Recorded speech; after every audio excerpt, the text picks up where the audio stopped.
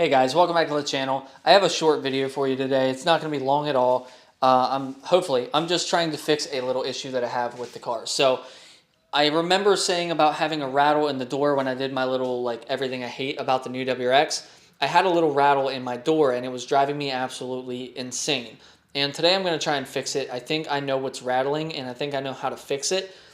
There's small rattles throughout the entire car and they really don't bother me that much, but the rattles coming from the passenger door are insane. So I'm going to play a little clip on the screen here in a second that's going to show you the rattle. What you're hearing is an audio clip of a WRX just revving up the engine with an exhaust so that you can hear I didn't want to have to worry about playing music because some music does it, some music doesn't, and I don't have to worry about copyright strikes on the channel. So basically, I just found an exhaust video of a WRX revving up, and it worked out perfect. You can hear everything. You can hear the rattle exactly, so you'll see exactly what I mean.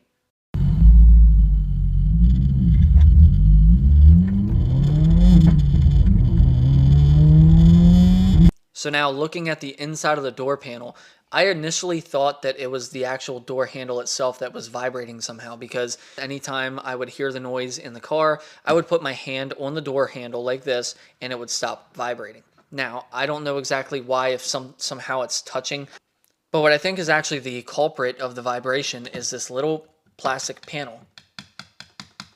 You hear that? Right behind the handle, and it is obnoxious and it shouldn't be hard to fix. So that's basically just a little cover panel that hides the screws that hold the door panel on. And so all we probably have to do here is take a flathead or some kind of pry tool and pop that out from behind the door handle. And once we do that, I can actually probably put some 3M tape or something behind it to prevent it from rattling. But I want to show you something really quick.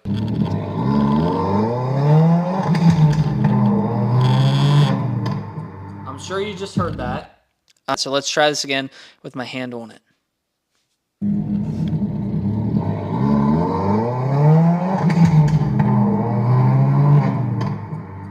Okay, one more time with my hand off of it.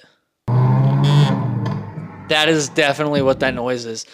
Okay, I'm glad that we found it, and it's probably a pretty simple solution, so let's just do it. Okay, so I have a small screwdriver here. I'm just going to open up this door handle and pry with the screwdriver on this panel back here. That came out very easy.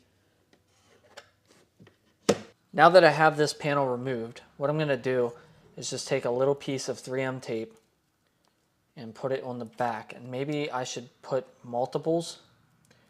I'm not sure. Maybe I'll kind of wrap it around, stretch it out a little bit or something. Basically, all I'm trying to do is make like some insulation between the two plastics. So now I actually have some clear 3M tape, and what I'm going to do is just, this stuff is very sticky. The clear stuff, I'm not sure why. This comes with like some of like the carbon fiber pieces and stuff that you'll get, but I'm going to kind of run that around and over, and I really don't care as long as we stop the vibration. And then what I might do is put just a little bit over one of these clips or around it. It should still clip in. If I stretch it, it'll just be some added insulation almost. Maybe I'll put just a little bit on this one. Really shouldn't have to do this, but here we are. And that should insulate the plastic a little bit. So it looks like a hot mess, but if it works, that's all. So here we go. We're going to put this back in and line it up and clip it in. I'm sure it's not going to want to clip in perfectly with that. Actually, that clipped in just fine. Well, guys, I'm glad to report that that fixed the issue. So if you have a new WRX and you're having the same issue as me, that is the fix for it. Just put something behind that panel. Obviously, you're not going to want to remove it completely because you'll be able to see that screw behind there and it just looks out of place. But you can put something behind that panel to fix that issue. You can also chase down other rattles. I still hear other rattles in the car, but it's not that one. And that one was very annoying, as you guys heard. And that wasn't just with like bassy stuff, that was with trebly stuff, even lower volumes. Like I didn't have to have the volume cranked up to get that to make that sound. Even at low volumes, it was terrible. It would overwrite the music. So, anyways, I still hear other rattles in the car, but none nearly as bad as that one. And if you guys, if you guys have more rattles throughout your car, you can investigate them and fix them with other methods as well. One of the methods that I use is the 3M tape.